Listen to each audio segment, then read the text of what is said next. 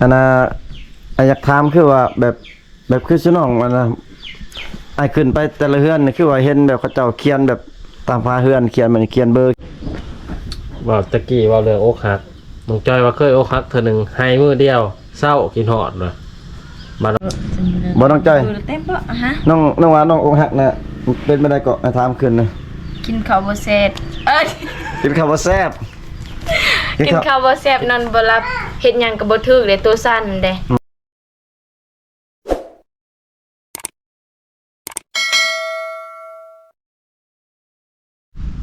ทักทายสบายดีพ่อแม่พี่น้อง FC เบิร์ดสุขคนพี่น้องเอ้ย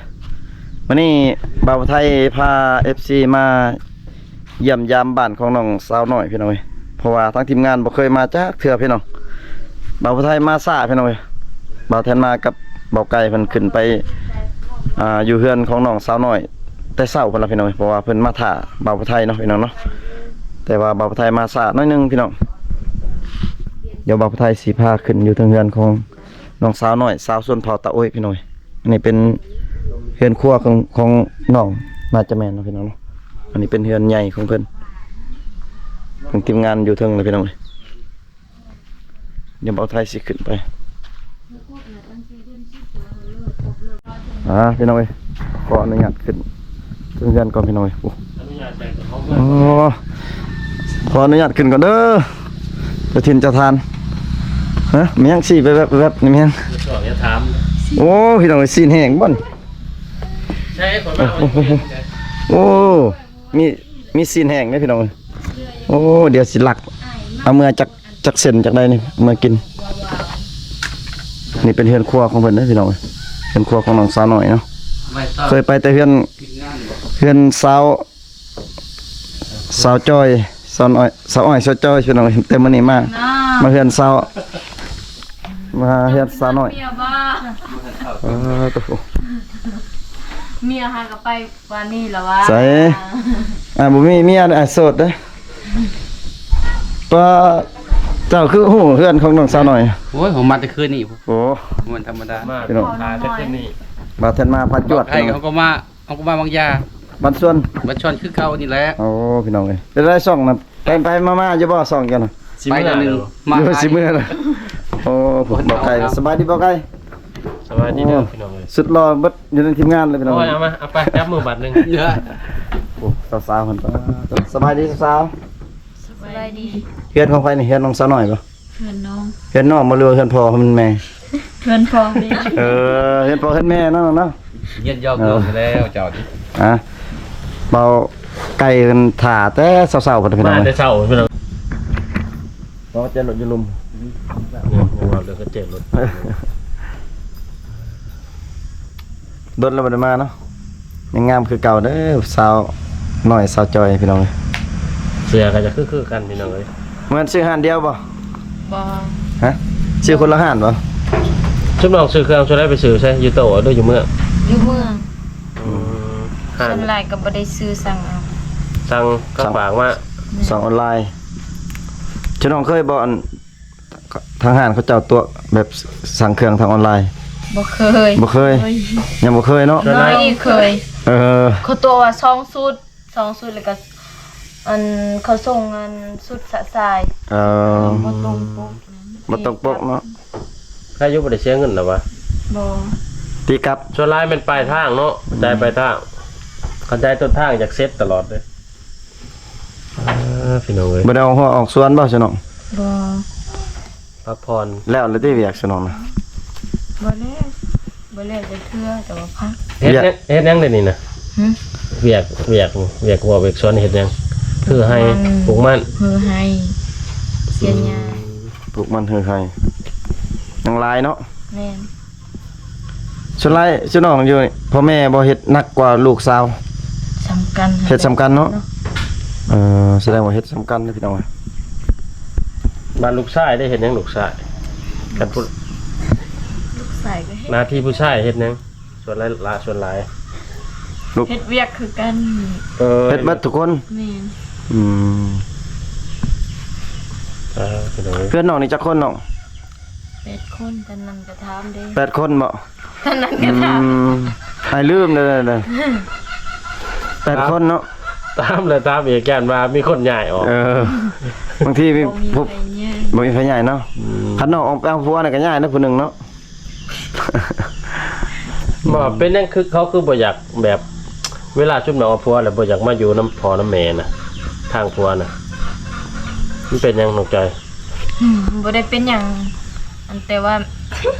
แต่ว่าบ่อยากซื่อ ทางผู้ชายบ่มักมาอยู่บ่น้ำเม็ดพอเฒ่าไม่เฒ่า แม่นเขาบ่มักไปสู่เด้ ๆอืม ก็คือคนลาวแบบ มันเป็นหยังเนาะอยู่ไปสู่เนาะญาติพอเฒ่าไม่เฒ่าหายบ่ บ่นะ ยันเวียงนักติ จักเลยเขาบ่อยากมาอยู่ เออคือชุบหนองนี่อยู่ใช้ก็ได้แม่นบ่ ได้ อยู่น้ำพอน้ำแม่หรือว่าอยู่น้ำอิหยังเกิดปูน้ำยาก็ได้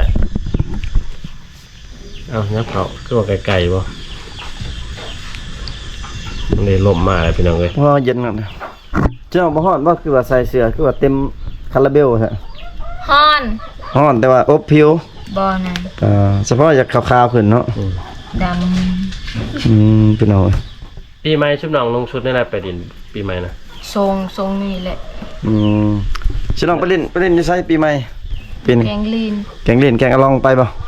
แกงเอาลองบ่ได้ไป มันบ่มีคนไปดินที่เนาะปีใหม่เนาะ อยู่แกงเอาลองมีอยู่นะ หากบ่ร้ายคือแกงดินบ่ แม่น โอ้ พี่น้องไปกับผู้บ่าวบ่หรือไปทอพี่น้อง บ่ไปกับหมู่นี่เด้เฮาสองคนน่ะไปนํกัน ไปฮอดบุญไหนแยกกัน บ่ได้แยก อย่างว่าเฮ็ดผู้บ่าวเราแยกไปไปมัน บ่ ชวนร้ายไปดุนกับลายได้บ่เพิ่น แม่น ผู้บ่าวผู้สาวเขาจับแขนผู้ใดบ่มีแฟนน่ะบ่ได้สู่ไปได้แกงดินเลยผู้บ่าวได้มีแต่อิหยังเกิดมีแต่คนมีแฟนเข้าไปเป็นครูเลย แม่ จนเราเห็นนั่นน่ะก็บ่อยากได้บ่แฟนเพิ่นนะ อยากได้อยู่แต่บ่มี เนี่ยบางทีพอได้กวงของกวงแขนนี่ซั่น ขนาดคนปะแปลงก็บ่มี เย้ใช้แป้งกันน้องน้อยมีบ่สิแปะ บ่มี โอ้มีครับ แปลงเอาเมื่อมื้อนั้นเด้ เบิดเท่าไรลินบุญฉนองเบิดเท่าไรเบิดเงินเท่าไรลายบ่ บ่กินอันกินเงินเขา กินข้าวอยู่เฮือนน่ะก็ไป น้ำเงินเบาหมู กินข้าว เบาหมู กินน้ำหมู แม่ อ๋อ เขาตูดผู้เอาหมูเฮาบ่มี ไปนำผู้บ่าวหมู่ แม่น จุดหนอกเขาเรียกว่าไปนั่งเบิ่งเขาอันนั้นร่วมกันได้เนาะ แม่น ไปเป็นกคคครับบ่แม่นติกคคผู้บ่าวบ่ได้อึดนะสิน้องบ่มักบ่หรือว่าอะไรหรือว่า อึด เพื่อผู้บ่าวไปเล่นบักหลาย ลาย ๆ เด็กเขาบ่ได้ไปหยอกไปหยังบ่อย่ามาถามอยู่บ้านได้จุดหนอกอยู่บ้านได้ยัง ยัน สิ ยันเขาบ่กล้า อืม เป็นอะไรก็คือบ่กะ บ่จักนะบ่กล้ายันบ่งาม เย้คือว่างามอยู่นะคือว่านะ ไปดิ อันน่ะอยากถามคือว่าแบบคือสิน้องมันน่ะไอ้ขึ้นไปแต่ละเฮือนนี่คือว่าเห็นแบบเขาเจ้าเขียนแบบตามฟ้าเฮือนเขียนมันเขียนเบอร์เขียนหยังไว้เขียนชื่อนี่บ่มีปึ้มบ่น้องหรือว่าอะไร แต่กี้เด้ ฮะ แต่กี้เขาเขียน เขาเขียนตะกี้พุ่น แม่น มันคือว่าเต็มหมดแถวฟ้าแถวหยังพี่น้องพุ่นว้ายหลายเขาเขียนเบอร์โทร ผู้บ่าวว่าล่มน้องน้อยนี่มันจัก บ่แม่นเบอร์ผู้บ่าวเขียนฝากไว้ว่าโสดเด้อนี่ติดต่อหาได้ว่าแต่บ่แม่นบ่ บ่แม่น บ่แม่นเนาะ น้องสาวเขียน คิดว่าเขียนเบอร์แบบบ่มีปึ้มแล้วก็เขียนใส่นี่เขียนเบอร์ไว้ มันจังเบิ่งง่ายเนาะ เบิ่งง่ายแต่ว่าเขียนลิ้นซื่อๆเนาะบ่แม่นว่าแฟชั่นมีหยังได้พี่น้องเอ้ย เนาะ คือในแถวบ้านนี่ชุมน้องบ่ได้ดินบ่ไปตั้งวงดินกับหมู่กับครูนี่ บ่แบบม่วนอีหมันน่ะหมู่บ่พร้อมเด้ หมู่บ่พร้อมแบบลิ้นฮะ แต่ชุมน้องนี่พร้อมตลอดนี่เนาะ พร้อม มื้อว่านี่งานนั่นน่ะแม่บอกได้จะบ่ได้มาบ่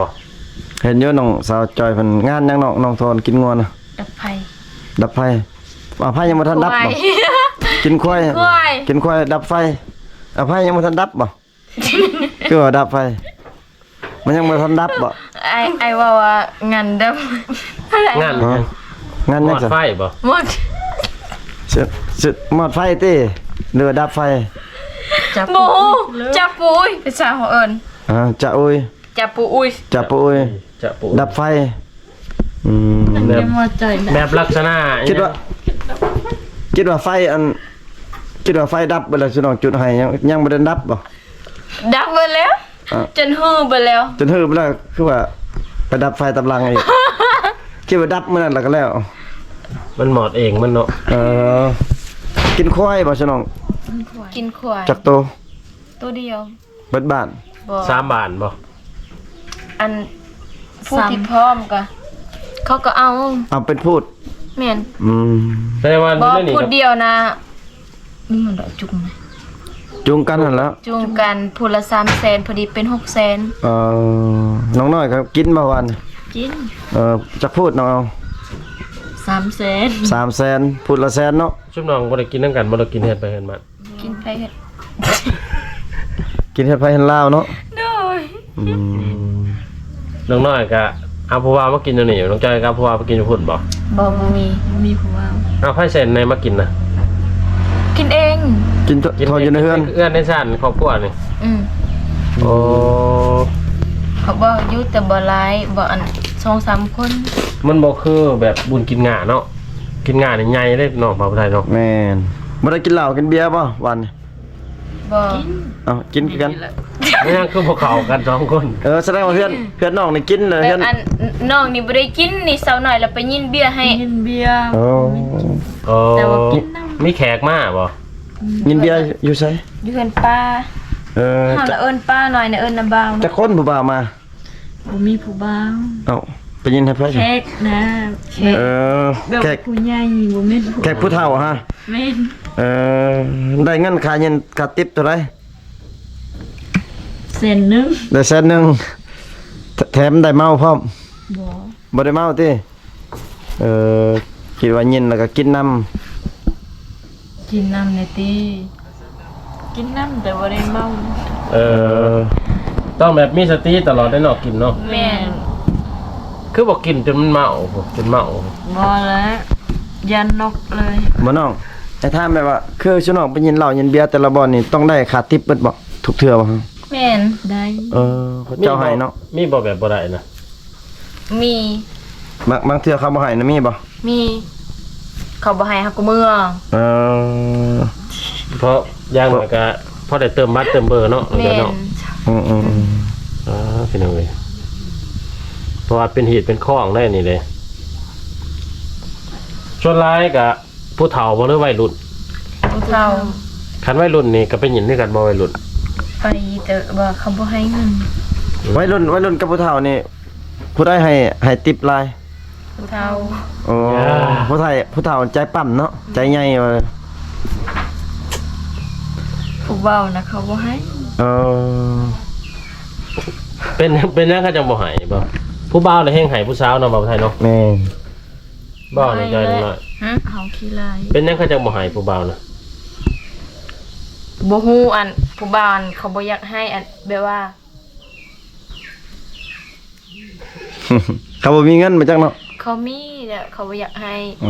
มีบ่อยากให้ บ่ แม่ ครับ เฮาก็เต็มใจอยู่เด้นำผู้บ่าว ผู้เฒ่าบ่จักเต็มใจปานนั้นเนาะ บ่ คันบ่ถูกใจเลย แต่ว่าเต็มบ่เต็มก็ต้องได้อยู่แมันบ่ แม่น แบบมีสุราต้องมีนาลีนำหั่นนะเพราะว่าพี่น้องเอ้ยแต่ละเทื่อน้องไปก็พอได้เติมบัตรสูงสุดคือแต่ทุกน้องผ่านมาสูงสุดได้จักแสนได้หลายปานใด แสนปลายประมาณ2อันแสนหนึ่งแล้วก็1,500,000 200,000ประมาณนั้นแหละคันบอลเขาให้ก็ได้ประมาณ300,000เนาะ อยู่วัดคืนบ่ บ่ อยู่แบบแล้วงานแล้วก็พอ ลายสุดประมาณเท่าไหร่ช่วงไปยินเหล้ายินเบียร์ลายสุดเคยได้มาผ่านมาฮอดบ่ 4-5 แสน 400,000ฮอดนะ เบิดคืนเลย บ่ แสดงว่าเขาหายเท่านึงนี่จักพันเอา บางทีก็50 อ๋อ 50 20 10 คอยบวกขึ้นไปเนาะ แม่น แต่ต้องได้หายตลอดได้เนาะสงสัยเนาะ บ่เป็นคนเดียวเด้เนาะหลายคน บอลติ๊บเพิ่นยอดเพิ่นยอดเนาะการยอดเงินนี่ยอดติ๊บนี่ยอดบอลไปได้เนาะยอดแบบมือหับไปนี่บ่ได้ว่าได้เยอะใส่ทงหรือเปล่า เขาจกใส่ทงให้บ่แล้วก็เอามือมา เขา ใส่ ให้แบบนี้ คือว่าเขา บางคนก็ เนี่ยรักบอลใส่บาทสวรรค์ ฮะ บางคนกับบอลใส่บาทสวรรค์เลยเนาะ แม่น ผิด บางคนก็แบบนี้ เงินให้บางคนเนาะ ให้เขาเมาในอากาศเนาะ ปอนบาทสวรรค์เลยมันบ่ผิดบ่ปอนใส่บาทสวรรค์ บ่ บ่ให้เนาะ ก็มีแต่ยุ่นก็มีแต่อัน ปอนใส่ซื่อๆเนาะ ซื่อๆอย่าแบบปุ๊บลงไปหลุม การปอนติปนี่บ่ให้เพิ่นว่าแม่นบ่ อิงตามคนเนาะ บางคนก็ถูกใจก็บ่ให้คันคนอยากบ่ถูกใจในนึงก็อยากมืออยากงุนงิดในนึงนะพี่น้องอยากให้ในนึงอยากแตะออกในนึงพี่น้องพี่น้องบ่าวไทยบ่ลองจักเทื่อปอนบาทสวรรค์นี่จัก แม่นบ่ บ่เคยจักเทื่อเลย ก่อนซะหน่อย พี่น้อง ดูดิทาง คือแบบ ส่งเกลือ ชุบน้องแบบเดือนปีใหม่ปีหยังนี่ไปแต่แกล้งตลอดบ่ไปอยู่แกล้งบ่เด้อ แม่น คู่มือเลย คู่มือก็มีแต่ปีนี้แหละ มันบ่ไกลๆนึงได้บ่าวไทย แม่ ใกล้แต่ไปนำคนอื่นเขาว่า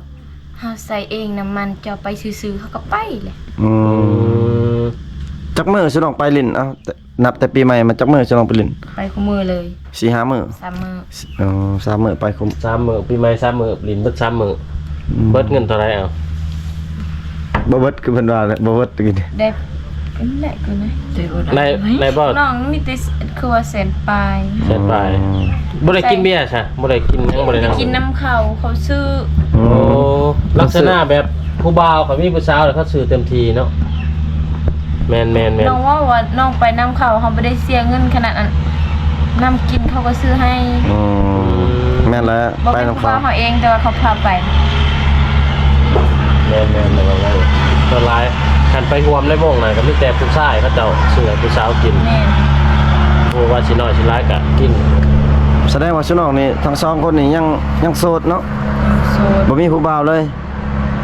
แต่ดนๆบ่ได้ยังบ่มีผู้บ่าววะนี่ซุน้องเคยอกหักอยู่บ่ล่ะ บ่เคย บ่เคย เอาไป เอ้าเคยอกหักจากผู้บ่าวอยู่บ่น้องเคยเนาะน้องน้อยเด้อ บ่เคย เคยคือกัน บ่เคยเนาะ ครั้งหนึ่งเดือน บ่เคย แต่นั้นมาก็ ให้ บ่ บ่ ให้โลดแล้ว บ่ได้ให้ เอ้าน้องจ้อยน้องจ้อยกันอกหักครั้งที่1เนาะ เด้อ บ่น้องจ้อย เต็มบ่ฮะ น้องว่าน้องอกหักน่ะเป็นบ่ได้ก็ถามขึ้นนะ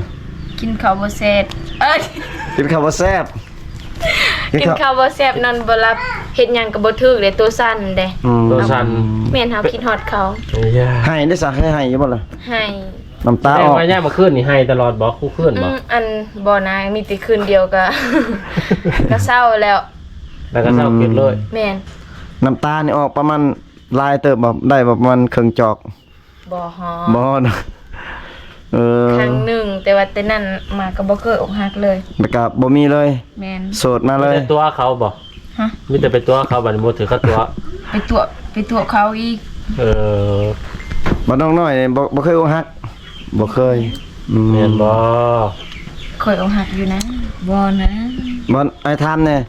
น้องจอยผู้เคยอกหักน่ะระหว่างผู้บ่าวตัวกับน้องตัวผู้บ่าวตัวใดอันบ่เจ็บ บ่เอาตัวแล้วเจ็บ บัดน้องไปตัวเขาได้ซะน้องบ่ได้เจ็บเนาะ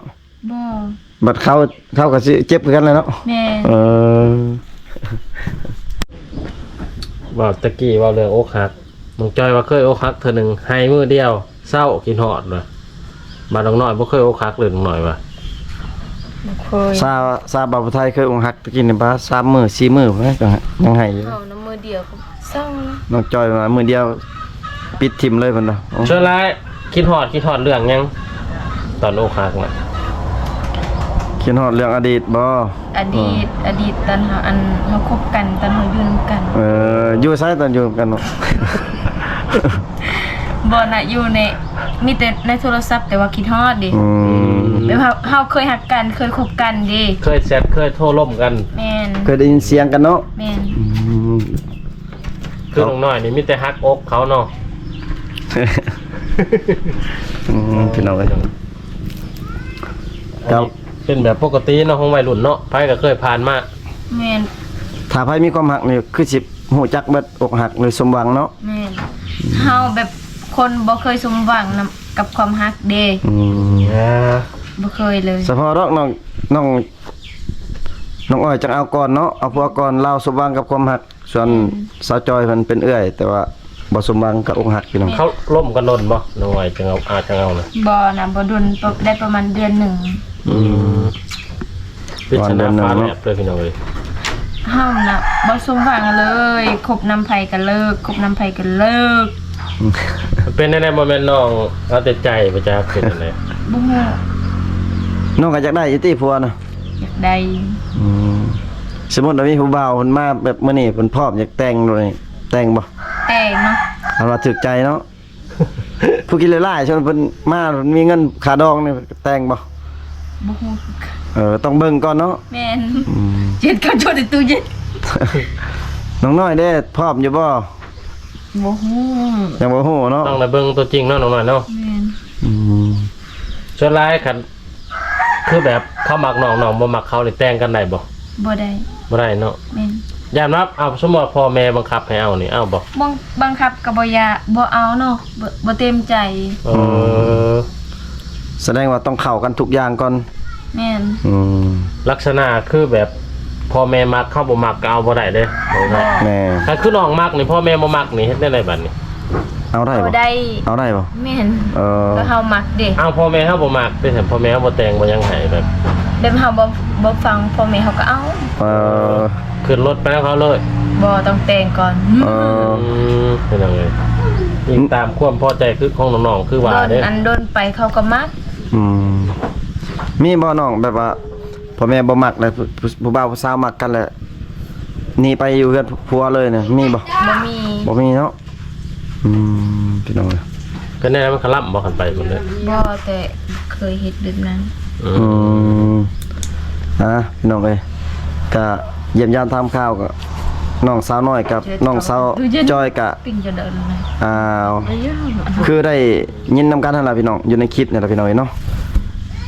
ก็คลิปนี้ก็สิปิดไว้เพียงแค่นี้ก่อนพี่น้องถ้าว่า FC ท่านใดมักฮักก็สามารถทักหาทีมงานได้หรือว่าทักหาน้องเองได้เนาะพี่น้องเนาะขอบอกขอบใจ FC ที่เข้ามาติดตามรับชมคลิปแท้ต้นจนจบพี่น้องอยู่ดีมีแฮงเบิดสุขุทุกคนพี่น้องบ๊ายบายเด้